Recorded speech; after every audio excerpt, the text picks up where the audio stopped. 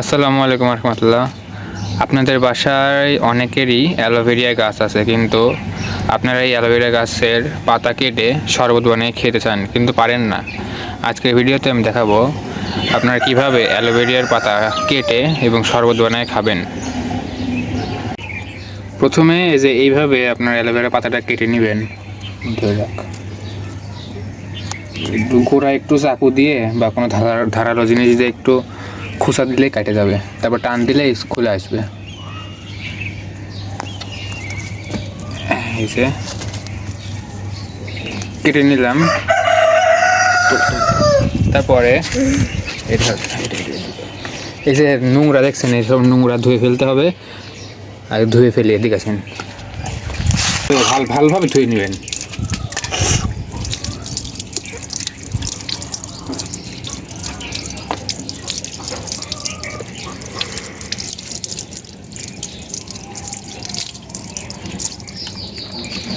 তারপরে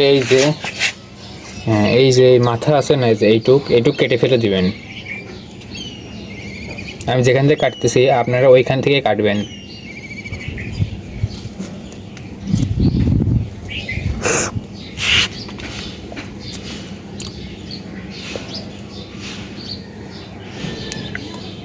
তারপরে কষ ঝরানোর জন্য 10 মিনিটের জন্য বা 2-3 মিনিটের জন্য একটু পানির মধ্যে বা এমনি রেখে দেবেন। এই যে কষ আছে না, এই কষ এমনি বের হয়ে যাবে।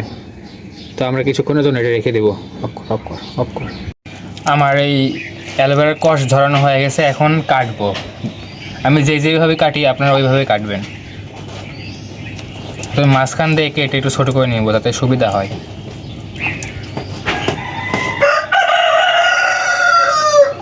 তারপরে এই যে দুই সাইডের যে কাটা অংশ আছে, এগুলো এই সাইড থেকে এগুলো ছেটে নেব।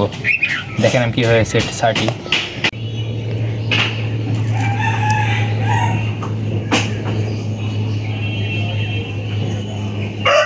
এইভাবে দুই সাইডেই কেটে নেবেন।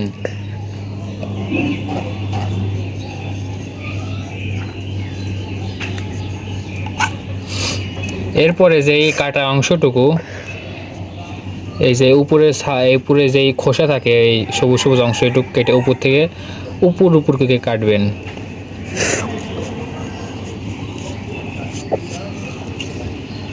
এই যে কেটে নিলাম।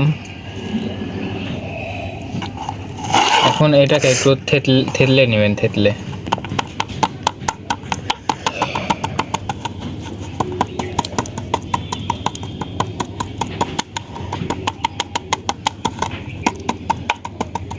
থেতলানোর পরে আপনারা শুধু উপরে এরকম করবেন, একটু সরাবেন, দেখবেন ওই এই জিনিস যেগুলো আছে এগুলো এমনি বের হয়ে যাবে ইসের থেকে। তারপরে যে এই পাতার সাথেও দেখবেন একটু লেগে থাকে, তো এই পাতাগুলো আপনার মাথায় ঘষতে পারেন। এগুলো চুলের জন্য অনেক উপকারী।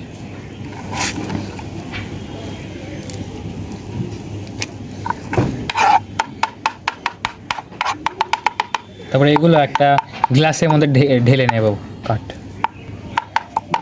এগুলো এখন আমি গ্লাসের মধ্যে ঢেলে নেব। এই যে এই গ্লাসে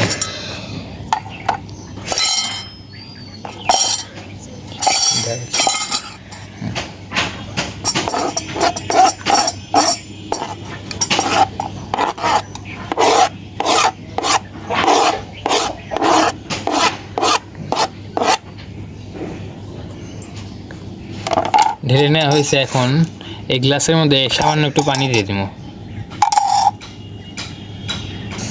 আমি একটু পানি নিয়ে নিয়েছি।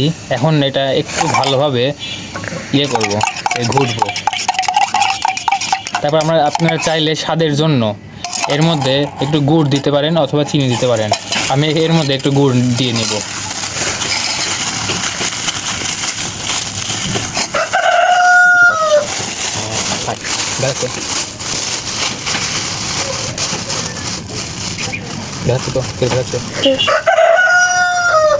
পরিমাণ মতো গুড় দিব, পরিমাণ মতো।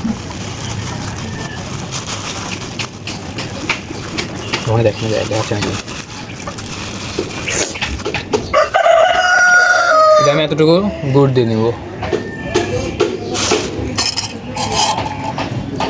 গুড় দিয়ে এখন ভালোভাবে ঘেটে নেব। গুড়টা মেশাবো সাথে।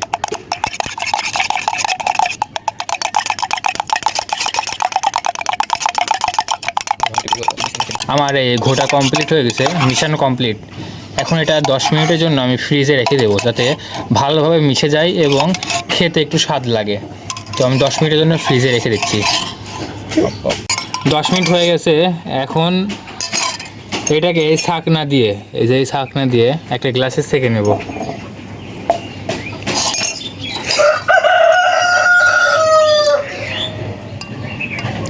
নিচে ধরে নিচে।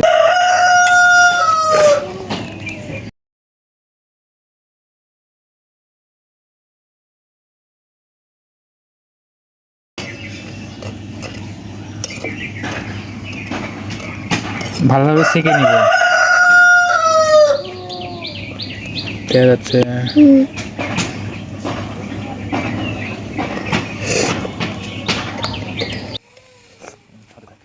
একটু কেটে দিবেন ক্লিয়ার হচ্ছে না?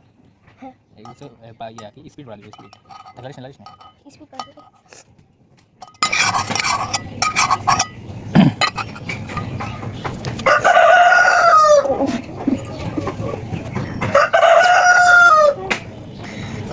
এটুকু আপনারা এমনিও খাই ফেলতে পারবেন, আবার ফেলেও দিতে পারবেন।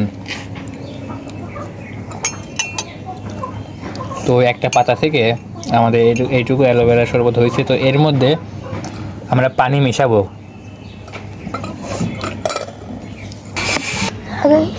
এখন এর মধ্যে পানি মিশিয়ে দিব একটু।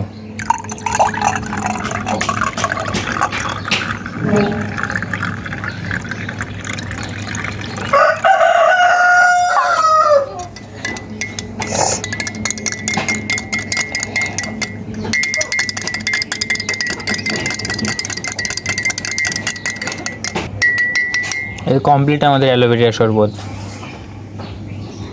তো এইভাবে বানালে আপনারা খেয়েও মজা পাবেন।